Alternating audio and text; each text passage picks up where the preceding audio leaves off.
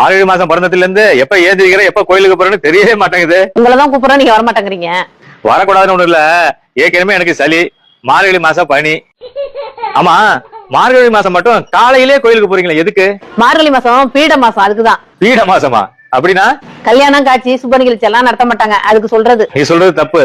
மார்கழி பீட மாசம் கிடையாது, பீடுடைய மாசம். பீடுடைய மாசம்னா செல்வம் பொருந்திய சிறப்பான மாதம்னு அர்த்தம். கடவுளை வணங்குறதுக்கு உகந்த மாசம். சிவன் கோயில்ல திருப்பள்ளி பாடி, விஷ்ணு கோயில்ல திருப்பாவை பாடி வழிபடுவாங்க. ஏன் கிருஷ்ணா பரமாத்மா மாதங்களில் நான் மார்கழி அப்படின்னு சொல்லியிருக்காரு. அதனாலதான் கிருஷ்ணன் கோயில்ல மார்கழி மாசத்துல பஜனை எல்லாம் பாடி வழிபடுவாங்க.